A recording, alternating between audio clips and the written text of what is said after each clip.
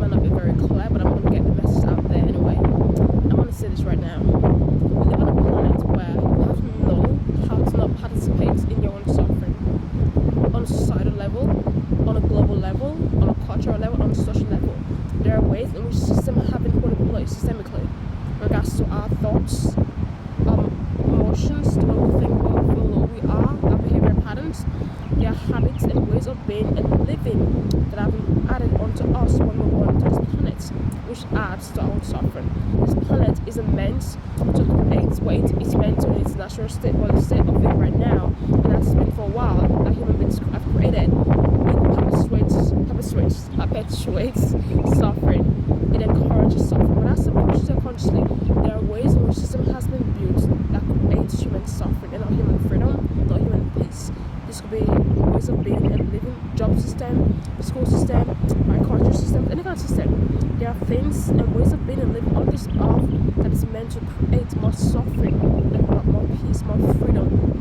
So now your homework, what you have to do every single day is this. You have to ask this question. In what ways am I participating in my own suffering? You have to cultivate enough self-awareness that you don't participate in your own suffering. But that's what subconsciously. Every day your habits, your patterns, the way you live your life, the way you are, the way you're being. In what ways that you're participating in your own suffering? You have to be aware, because it begins on an individual level. Individuals make up a collective. Once everyone individually does this, then that's how the collective can get better.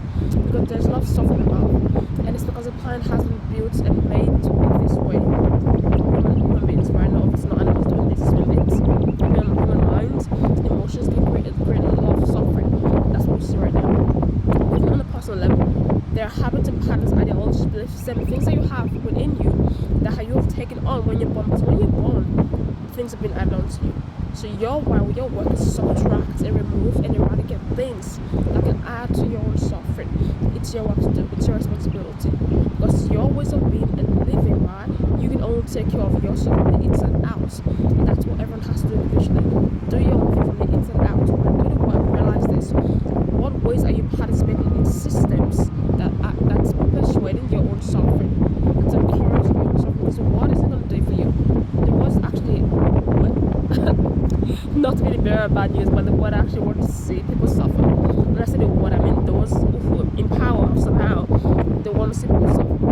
That's what it is. So you have to not participate in systems that are going to encourage and perpetuate your own suffering. You have to take responsibility and accountability for the things you're doing, how you're living. It doesn't matter what has been given to you, what beliefs were given to you, what thoughts were given to you, what emotions were given to you, what was added to you when you're born as a soul.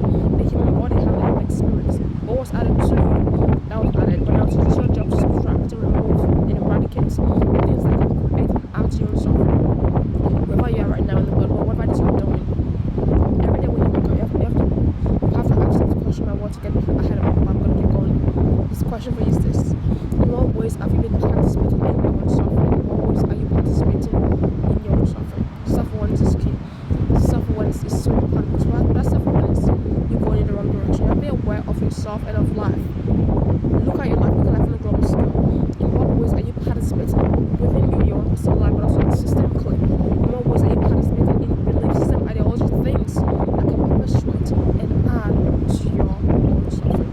Because individually, when people suffer individually, that's how this collective suffering. So in order to eradicate that kind of behavior pattern, it begins individually, and that creates a collective way of being and living that in which things are better. God is not going to do it for you. You have to do it for yourself. Doesn't matter what's being given to you. You don't have to accept or take it, and that's what it is. You don't have to accept beliefs, ideologies, things, ways of being and living that doesn't actually help you expand, evolve, be better, have more peace, have more freedom, have more joy. That's what it is. You don't have to accept that. I've got to solve for you guys. I'm going to cough right now. Okay. The food is really kicking my ass right now, but that's okay. I lost my sense of smell and taste for like 2 days. But yeah, now I've got it back, which is good. But I was saying, right, you have not encouraged and participate in things that are not for your highest greatest well-being. Whatever limits you, whatever takes away your freedom, whatever removes your peace, your joy, or your well-being, your wellness, whatever it is, eradicate those things. Where you have to be awareness, observation, patterns, ways of being and living. Look at those things mistakes and start eradicating them every single day. Don't participate in your own suffering. That helps you. So much for having